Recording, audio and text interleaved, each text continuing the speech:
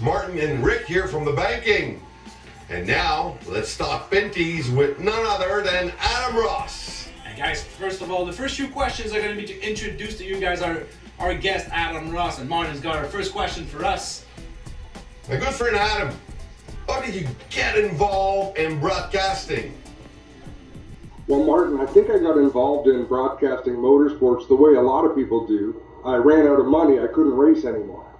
My parents, my mother and my father met at Oswego Speedway in New York, so I've been around racing my whole life, been involved my whole life.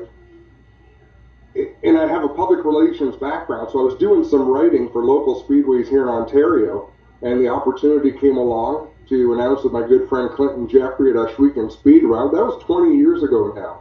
And that's how it got started, and a few doors opened up, and I've been blessed with some great opportunities. So that was his answer, and let's hear some more.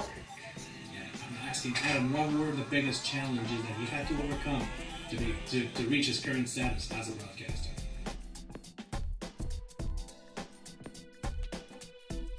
This is where I might differ from some people in broadcasting. I sell trucks for a living.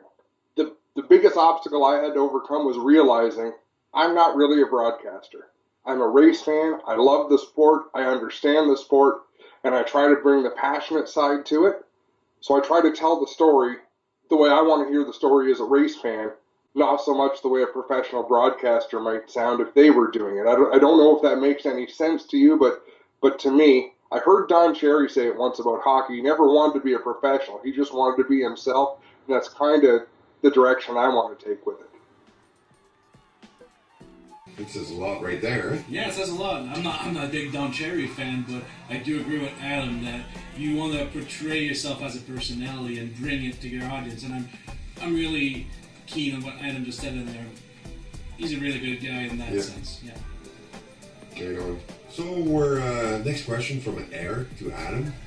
What's this? Yeah, I'm asking Adam, what was his first step in race shoutcasting, and what would be his best advice for anyone starting in this domain?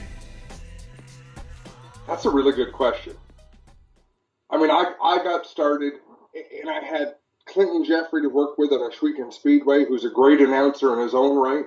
So it helped me to work with someone with experience. If you want to get involved in race announcing, go somewhere. Go to your local speedway. They're always looking for help. Don't take over the show. Try to work with somebody and learn from somebody and sort of develop who you are. Play to your own strengths. Don't try to be somebody else. Try to see how you can fit into the sport and how you can make things interesting. Interesting. Yes, no doubt. There's a lot of stuff going behind that we don't see ever. Eh? Indeed. Alright, so our final question for today for Adam, and Martin's got it. So Adam, please, what would be your best asset and what would a fan expect from you at the track? Eric, I think my best asset is I am a race fan first.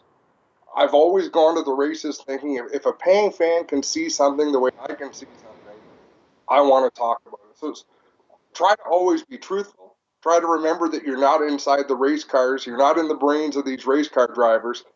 But if you can see it, we can talk about it and just try to be as true as you can. Wow, it's going to be pretty interesting this summer to be with this guy at the track and see.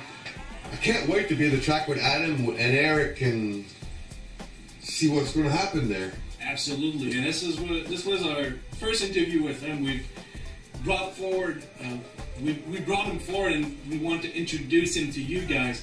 But tune in next episode, and we'll be digging into the facts, and we'll be reviewing what's new for the 2017 season of the NASCAR Pinty series. Almost that. Ooh, that's going to be very interesting, Eric. Eh? Indeed.